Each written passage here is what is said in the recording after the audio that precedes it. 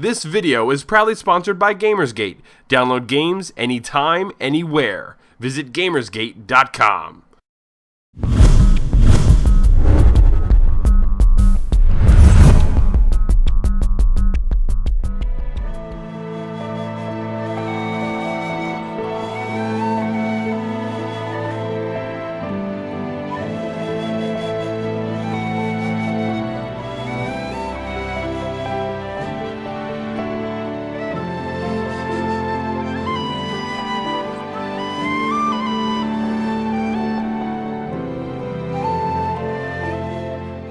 Admit it, when we play a 3D Zelda game, we're usually spending half of our time rolling around.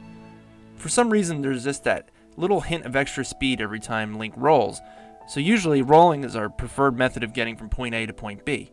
And I feel like Nintendo sort of realized that this was an issue, and I feel like that's when somebody decided that a run button would be a good idea. So now Link can run, but if he ran too much, well then that would really break the flow of the game, so that's kind of where the idea of this whole stamina meter probably came from, which I think is Skyward Sword's best new mechanic. So the stamina meter is this brilliant little addition to the Zelda series, and I really hope it doesn't go away. I think it really does wonders in the way that we control Link and the way he gets around his world. The stamina meter opens up these new opportunities, both in environmental puzzles, and it creates these interesting boundaries for us as a player. Link can do everything faster now. He can run faster, he can climb faster, he can dash up walls, but each of these actions drain his stamina meter. Even his famous sword spinning attack is tied to the stamina meter, and that way players are kind of forced to think about the best time to use it. And then when the meter is drained, Link becomes tired and worthless until it refills itself, which happens rather quickly. I know it doesn't sound like much, but the pace of the game really changes. It really speeds things up. In fact, there are whole sections of the game, the Silent Realm areas, that are built entirely around the concept of the stamina meter. There's a few other fun navigational features as well, like the ability to lay visual check marks on the map and to dowse for items. So dowsing allows Link to use his sword as kind of a metal detector to track down key items. I know it sounds like maybe these features dumb down the experience and the thrill of discovery would be lost, but I think they help alleviate some of the frustration of running around in a 3D environment. And even though dowsing hints in the direction of an item, it's still up to the player on how exactly to get to that location. Obviously, Zelda purists may choose not to use these optional skills if they wish to comb the lands the way they've always done, but these new navigational features, plus the more agile Link, really speed up the flow of the game. And this brings us to Skyward Sword's take on field design. When Link's not flying around in Skyloft on his trusty red Loftwing, his on-foot adventures are seemingly more like a Metroid game than a Zelda game. Each of the world's 3 areas are less like a traditional overworld, and they're more like vast interconnected dungeons in their own right. So let's stick with the Metroid comparison for a moment. The areas don't interlock organically like they do in Metroid Prime and Metroid Prime 2.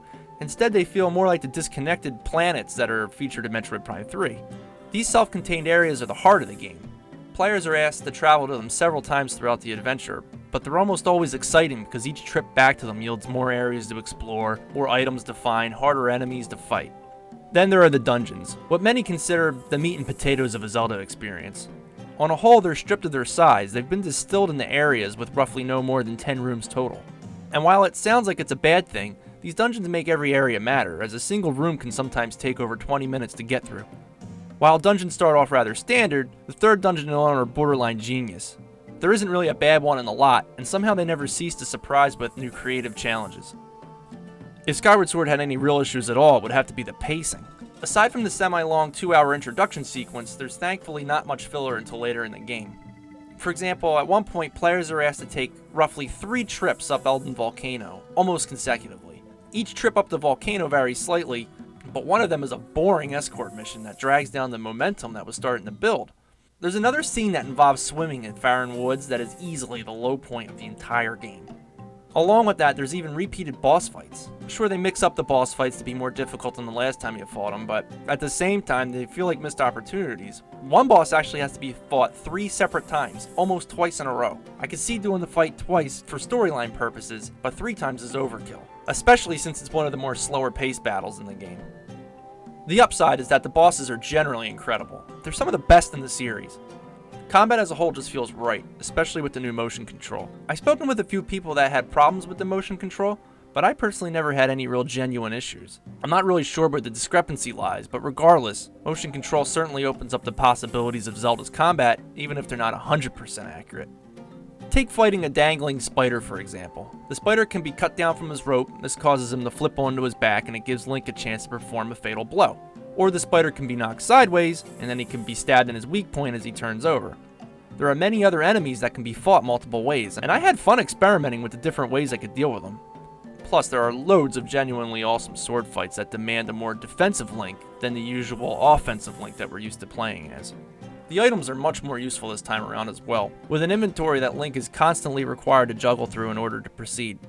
Some items, like the beetle, are kept relevant throughout the entire game thanks to item upgrades. It starts out as a simple scouting device, and then it turns into a remote control bomber, and from there there's optional upgrades that earn it the ability to go faster and have more airtime.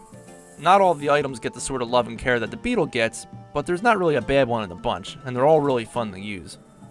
Selecting items has become a much more streamlined process as well. Instead of going off to an equipment menu and assigning an item to a button, Skyward Sword's pouch menus allow players to quickly select an item in real time.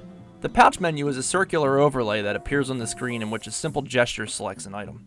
Eventually I learned the menu so well I could select items simply by opening it and already having the remote pointed in the position that I needed it. I know that pointing the remote at 12 o'clock is going to equip the bow and arrow, and I know pointing at 3 o'clock is going to let me use my beetle. It sort of boils Zelda back down to its 2-button roots, having a sword button and an item button. Yet the streamlined menu never really feels limited. It's really clever. What's interesting is the way that the pointer control completely uses Motion Plus. There's no pointing at the sensor bar for IR aiming. Instead, once the item is equipped, it automatically makes a center point from the position that the player's hand is holding the remote, and waving the remote from there adjusts the aim. I could see people failing on the grasp of this concept and having a hard time aiming, especially since they've been so trained to aim at the sensor bar. But for those that have any trouble centering the remote, pressing down on the D-pad at any time will recenter their position. It must have been a programming nightmare to get the remote to secretly recalibrate almost constantly, but I think it's paid off because it works wonderfully on a whole. As far as story goes, longtime fans will find plenty to like in the various origins that Skyward Sword delves into. The story fills in a few key moments over the overall Zelda mythology, and it presents some new possibilities for this series as well.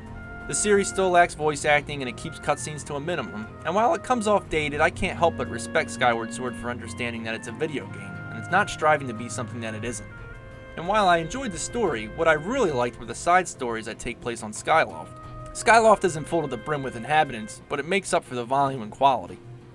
Skyloft, the game's central hub, feels very similar to Clocktown from Majora's Mask. Each person has their own story and they have their own unique personality. I think the shop owner might be my favorite character on Skyloft.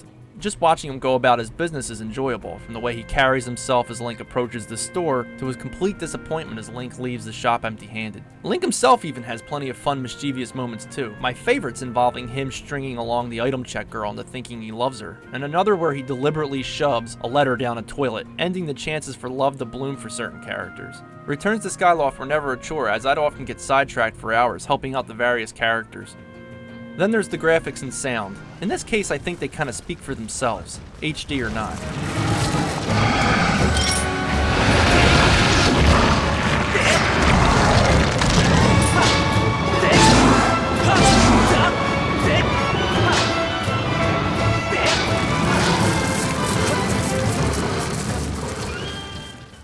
Skyward Sword is the most creative Zelda game since Majora's Mask. It makes amazing strides in the way we use motion control in a traditional adventure game, and at the same time, smart new navigation techniques allow players to cut out a lot of the fluff. Unfortunately, pacing issues keep Skyward Sword from being absolutely perfect. However, a few dull spots barely ruin what is easily one of the most creative and well thought out games ever designed.